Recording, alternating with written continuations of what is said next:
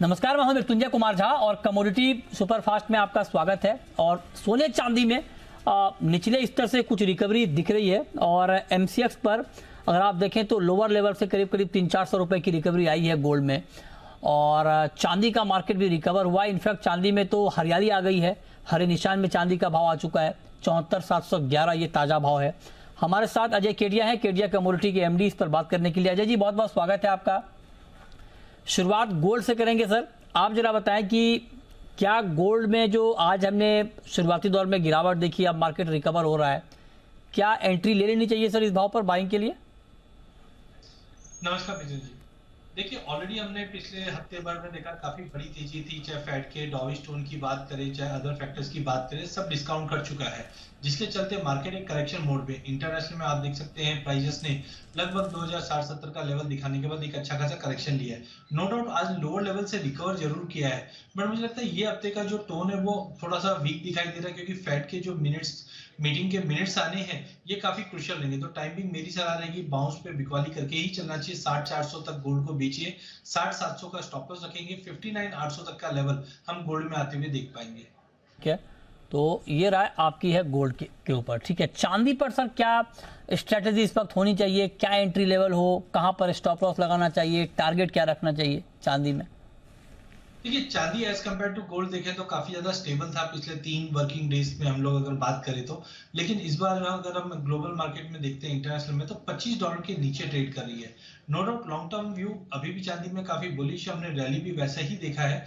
But short term में मुझे लगता है जिस ढंग से $25 का लेवल ब्रीच किया तो एक पुल बैक पॉसिबल है जो $24 के नीचे जा सकती है। उसी को देखते हुए डोमेस्टिक मार्केट में 75,000 का एक ऐसा लेवल रहेगा जहां पे इसके ऊपर सस्टेन करते हुए नहीं दिखाई दे रहा है। तो 75 के बाउंस पे बिकवाली करके चलिए, एक पुल बैक पॉसिबल है जो 73-800 तक का लेवल मिल सकता है। तो शॉर्ट टर्म के लिए चांदी और सोने दोनों में थोड़ा प्रॉफिट बुकिंग ड्यू है, वो मिलता हुआ दिखाई देगा।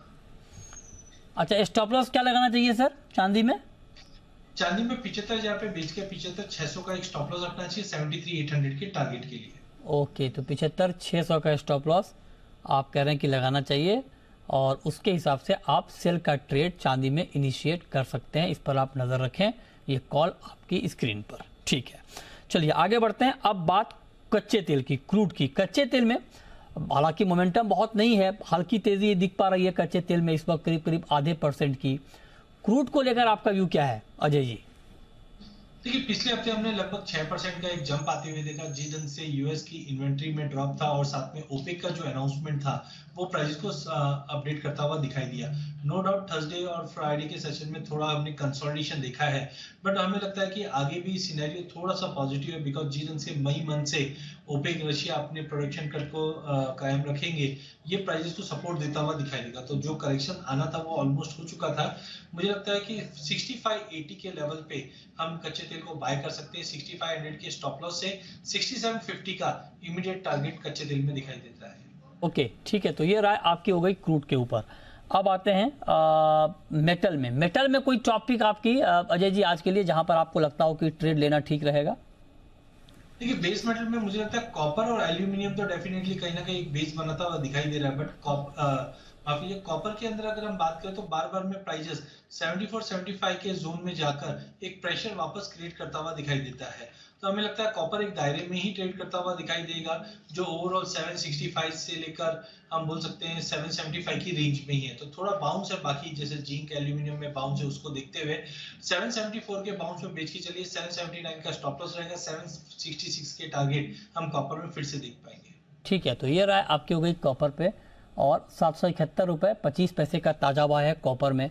अच्छा अजय जी, अब एक सवाल मेरा आपसे होगा एग्री को लेकर के और खास करके ग्वार को लेकर, क्योंकि आज देखिए स्कैमेट की पहली रिपोर्ट आई है और जिसमें ये कहा गया है कि इस साल सामान्य से कम मानसून रहेगा।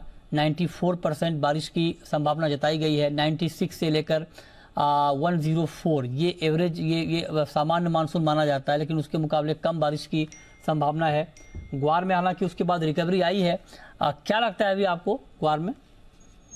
काफी सरप्राइज है, बिकॉज हमने पहले भी एल नीनो की जब न्यूज देखी थी उसका भी रिएक्शन हमने गवार पे नहीं आते हुए देखा, और आज भी अगर आप देखेंगे ओपन होने के बाद मार्केट ने एक ड्रॉप जरूर लिया था बट पूरा रिकवर कर गया, अभी भी फ्लैट है।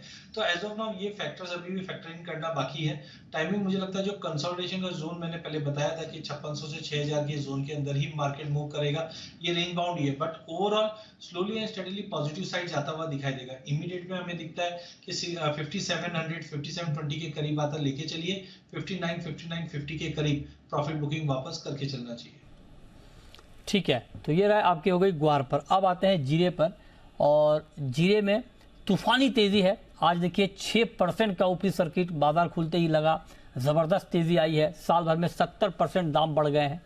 हमारे साथ किशोर शाह हैं, ऊंझा से जुड़ रहे हैं, जीरा कारोबारी। किशोर जी बहुत स्वागत है आपका। क्या हो रहा है किशोर जी जीरे में, ये क्या करवा रहे हैं आप लोग? ये तो देखो डे बाय डे बढ़ ही रहा है सर। ये हंसी तेजी वाली हंसी है क्या? हमने तो नए भाव निकाले कि चलो 2 महीने बाद में, लेकिन तो अभी बन गए सर। तो आपकी हंसी रुक नहीं रही है इस तेजी में? और भी भाव तो अभी नए और आप बनेंगे सर। क्या बात कर रहे हैं? और क्या नया भाव होगा? तो नया भाव क्या होगा अब यहाँ से? नया भाव देखो, अभी जितने 2-3 दिन से बाजार मार्केट एनसीएक्स बंद था, ऐसे आज खुलते सर्किट लग गया, लेकिन एनसीएक्स बढ़ने से पहले हाजिर की डिमांड इतनी अच्छी थी, डोमेस्टिक डिमांड और एक्सपोर्ट डिमांड दोनों बहुत ही अच्छी डिमांड थी, उसकी वजह से ये भाव इतने ऊंचे आए। ये 2 दिन और रहेगा, कल भी सबल सर्किट लग सकता है, लेकिन आगे जाके वापस इसका करेक्शन आएगा सर। कितना करेक्शन आएगा? मेरे यहाँ से लगता है शायद गुरुवार आए या शुक्रवार को लगभग वहाँ से 15 से 20 रुपए का करेक्शन आएगा किलो का। 15 से 20 रुपए मतलब हो गया 1500 से 2000 रुपए आप कह रहे हैं करेक्शन आएगा? हाँ जी, पक्का करेक्शन आएगा। अच्छा, लेकिन आपके कुछ मित्र कह रहे हैं कि ये गड़बड़ हो रहा है जीरे में, इतनी बड़ी तेजी इस तरह से नहीं आनी चाहिए थी। नहीं सर, ये डिमांड की वजह से तेजी है, कोई गड़बड़ नहीं है सर इसमें। और नहीं, आप मतलब मैं आपकी बिरादरी की ही बात कर रहा हूँ। कुछ लोग ट्वीट कर रहे हैं, कुछ लोग फोन कर रहे हैं, कह रहे हैं कार्टेल हो रहा है इसमें जीरे में।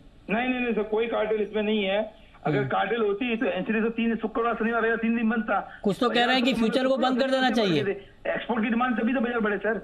हाँ, डिमांड तो हाजिर की डिमांड थी, मैं खुद डोमेस्टिक और एक्सपोर्ट दोनों का काम करता हूँ। अच्छा, तो डिमांड अच्छी थी, इसकी वजह से भाव बढ़ेगा। एनसीडी तो बाद में बढ़ा, आज की तारीख में एनसीडी नीचे है, हाजिर आज भी ऊंचा है, मंडी आज भी ऊंची बिक रही है। अच्छा, सेंट्रो के अंदर जो भाव आज छोटी छोटी मंडियां हैं, वहां के भाव इतने ऊंचे हैं, ऊंचा तो और भी नीचे है सर। अच्छा, तो फिर करेक्शन क्यों आएगा? करेक्शन इस वजह आएगा कि एक प्रॉफिट बुकिंग बनती है सर। इतने सारे दाम 70% भाव बढ़ गए तो एक प्रॉफिट बुकिंग आएगी सर। अब प्रॉफिट बुकिंग कहीं बढ़ गई तो?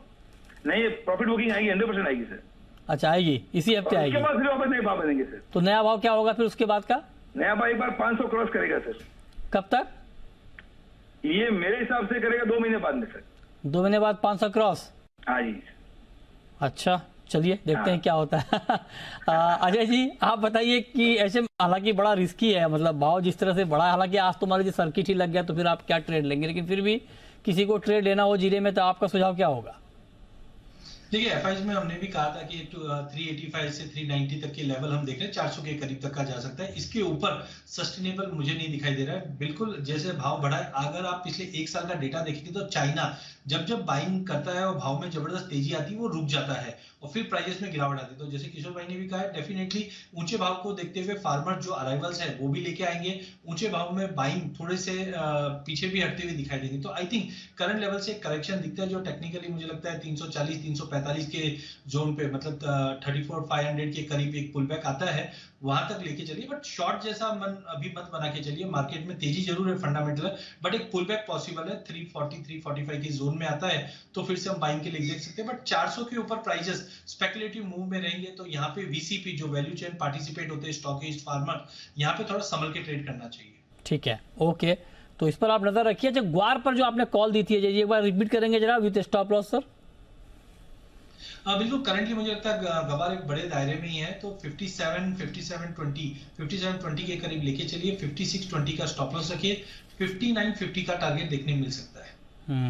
ठीक है, तो ये राय आपकी हो गई ग्वार पर, इस पर भी आप नजर बनाकर चल सकते हैं। अच्छा, कैस्टर में भी अच्छा मूव दिखा है आज, कैस्टर पर क्या व्यू है आपका? बिल्कुल, कैस्टर में भी हमने एक अच्छा खासा स्पाइक आते हुए देखा, बिकॉज पिछले 2-3 महीनों में हमने एक अच्छी खासी गिरावट देखी। टेक्निकली ओवरसोल्ड में था, बट फिजिकल साइड मुझे नहीं लगता है कोई इतना ज्यादा इंप्रूवमेंट है जो प्राइस में एक बड़ा जंप दिया है। तो आज का जो जंप है वो सस्टेनेबल नहीं दिखाई दे रहा है। आई थिंक अगर ये वापस करीबन अगर 63 के आसपास भी अगर जाता है तो वहां से सेलिंग प्रेशर ही बनता हुआ दिखाई देगा। तो वापस मुझे लगता है प्राइस 6050 के करीब आता हुआ दिखाई देता है। वही फायदा है 6250 के करीब आता है तो बिकवाली करके चलना चाहिए। 6320 के स्टॉप लॉस से 6150 का टारगेट फिर से देखने मिल जाएगा। ओके, ठीक है, तो इस पर आप नजर रखिए। कैस्टर पर आज 2% से ज्यादा की तेजी कैस्टर में दिख रही है। 6168 ये कैस्टर का ताजा भाव है। अच्छी तेजी आज कैस्टर में दिखी है और इस पर आप नजर बनाकर चल सकते हैं। बहुत शुक्रिया अजय केडिया जी आपका हमारे साथ जुड़ने के लिए, बताने के लिए कि आज मार्केट में कहां पर कमाई के मौके बनेंगे।